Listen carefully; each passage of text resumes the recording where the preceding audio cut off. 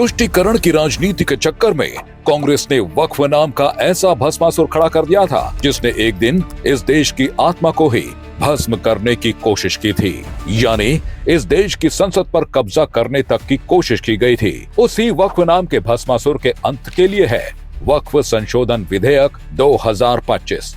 इस देश में वक्फ जैसी संस्था को इतना ताकतवर बना दिया था कि कानून उसके थे और फैसले भी उसके। जिस पर हाथ रख दिया वो जमीन, वो मकान, वो दुकान, वो पूरे का पूरा गांव सब उसका। वो इतनी ताकतवर हो गई थी कि उसके गलत फैसलों को भी भारतीय अदालतों में चुनौतियां नहीं दी जा सकती थी। वक्फ बोर्ड की मनमानियों का आलम यह था कि संसद भवन जैसी राष्ट्रीय धरोहर तक पर उसने कब्जा करने की कोशिश की। वक्फ बोर्ड की ताकत का अंदाजा इसी बात से लगाया जा सकता है कि उसके पास रेलवे और रक्षा मंत्रालय के बाद सबसे ज्यादा जमीन है, करीब 9.4 लाख एकड़ जमीन। लेकिन सवाल ये है कि इतनी जमीन इसके पास आई कैसे?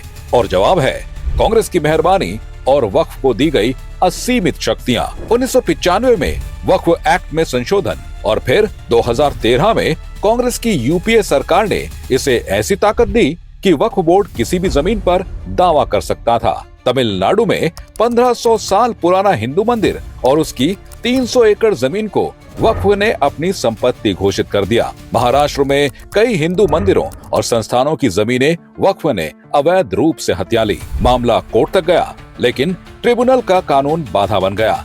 इसके अलावा लखनऊ का राजभवन, प्रयागराज में महाकुंभ आयोजन स्थल, उत्तर रेलवे की जमीन, कोलकाता का सेना मुख्यालय, अहमदाबाद एयरपोर्ट, 120 ऐतिहासिक स्मारक समेत कई महत्वपूर्ण जमीनों पर वक्फ ने अपना दावा किया हुआ है। दिल्ली में 123 प्राइम लोकेशन की संपत्तियां जिनकी कीमत अरबों में थी, उन्हें 2013 में लोकसभा चुनाव से ठीक पहले कांग्रेस ने वक्फ को गिफ्ट कर दी। ये संपत्तियां सरकारी थीं, जनता की थीं, लेकिन कांग्रेस ने वोट बैंक को खुश करने के लिए इन्हें वक्फ के हवाले कर दिया। वक्फ की मनमानी का खेल सिर्फ भारत में ही संभव था, क्योंकि इस्लामिक देशों में भी ऐसा नहीं होता।